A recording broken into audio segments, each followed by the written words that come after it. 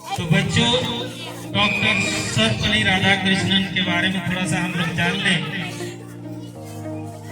इनका जन्म सन 1888 ईस्वी में, यानी आज ही के दिन 5 सितंबर को तमिलनाडु के तिरुतनी नामक एक छोटे से ग्राम में हुआ था।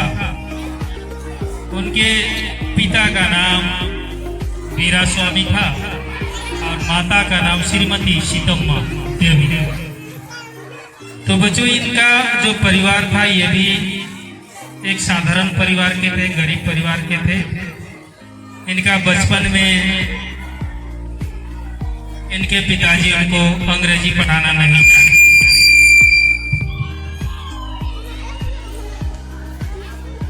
उनके पिताजी उनको अंग्रेजी पढ़ाना नहीं चाहते थे,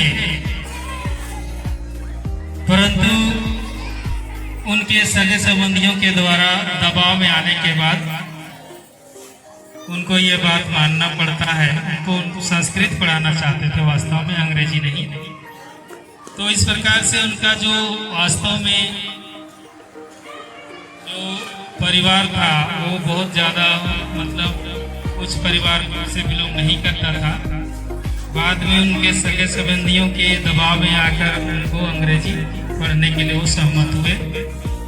तो इनकी प्रारंभिक शिक्षा तिरुतनी के ही प्रारंभिक विद्यालय में होती है।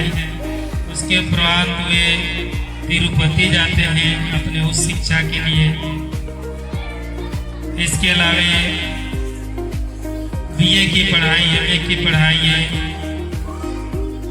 चेन्नई से करते हैं, दूरंस कॉलेज से करते हैं।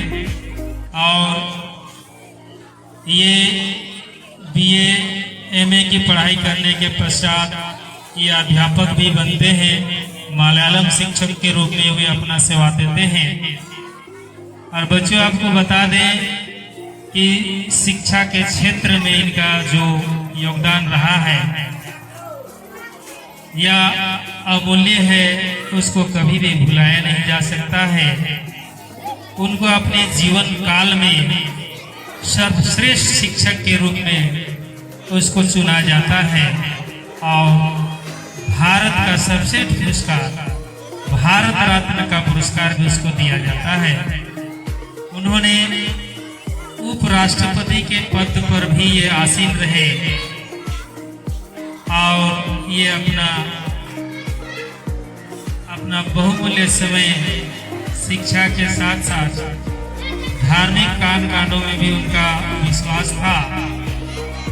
और ये एक सशक्त विद्वान भी थे, एक शिक्षाविद भी थे, दार्शनिक भी थे, एक लेक्चरर भी थे। इन्होंने विदेशों में भी अपना लेक्चर दिया था, जिसमें ऑक्सफोर्ड विश्वविद्यालय हुआ, लंदन विश्वविद्यालय हुआ। इन सभी जगहों पर लेक्चर इनका था और ये एक विश्व में ख्यातिप्राप्त व्यक्ति थे। हमारे प्रथम राष्ट्रपति डॉक्टर राजेंद्र प्रसाद के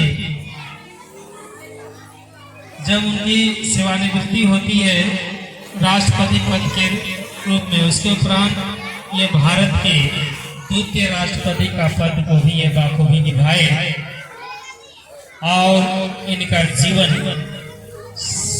संपूर्ण रूप से शिक्षा में समर्पित था। वे कोई भी विषय को पढ़ने से पहले खुद पढ़ते थे। उनका कहना था कि शिक्षा से ही मनुष्य के मस्तिष्क का सही उपयोग किया जा सकता है। शिक्षा से मनुष्य समाज में बदलाव ला सकता है, परिवर्तन ला सकता है।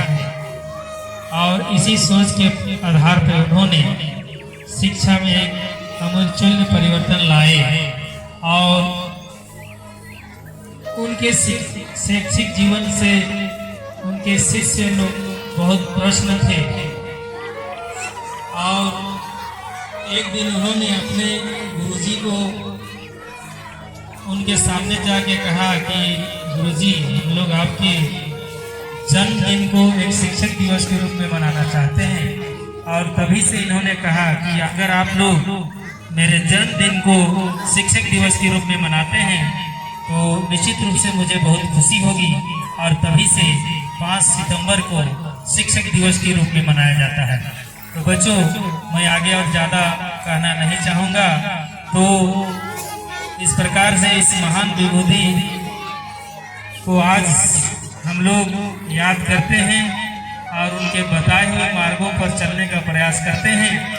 तो बच्चों, मैं इन्हीं चंद शब्दों के साथ मैं आगे स्टेज के लिए मैं आमंत्रित करना चाहूँगा। लेकिन चूंकि हमारे बीच में बहुत सारे एसएमसी के मेंबर भी हैं, तो वार्ड सदस्य अध्यक्ष महोदय भी हैं, तो मैं एक व्यक्ति को आमंत्रित करता हूँ। वार्ड मेंबर विक्सर जी आए हैं, तो बच्चों को इस शिक्षक दिवस के अवसर पर आप बधाई के 2 शब्द कहें। धन्यवाद।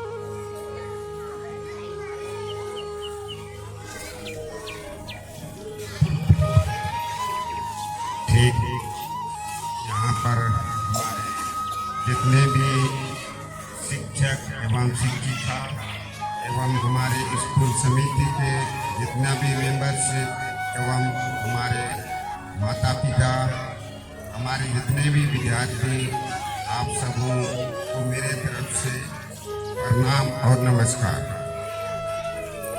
तो मैं अभी इस प्रकार हमारे प्रधान अध्यापक जी बोले कि आज इस शिक्षक दिवस के उपलक्ष्य में हम अपने घर से स्कूल आते हैं और आज हमारे स्कूल के माता पिता हमारे शिक्षक एवं शिक्षिकाएं हैं। इसलिए आप जितना भी विद्यार्थी, बेटा बेटी लोग जितने भी हैं, अभी जैसे हमारे सर जी बताए कि हमारे डॉक्टर सर्वपल्ली राधाकृष्णन इस तरह से अपने जन्मदिन के उपलक्ष्य में इस त्यौहार को मनाने के लिए हम सबों को एकत्रित किया। और इस संबंध में जैसे हमारे सर जी बताए, तो आज इसी दिवस को मनाकर हम सभी स्कूल के विद्यार्थी और हमारे जितने भी शिक्षक शिक्षिकाएं इस उपलक्ष्य में शामिल होने को पाते हैं। और इस तरह से हमारे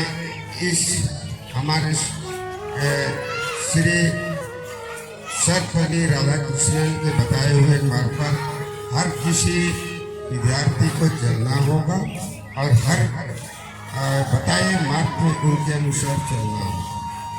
और इसमें जितना भी हमारे स्कूल के बच्चे उस बताए हुए मार्ग पर चले और उसके बताए अनुसार हम लोग भी अपना शिक्षा ग्रहण करने को करें। मैं यही छोटा सा शब्द कहकर मैं अंत करता हूँ। धन्यवाद।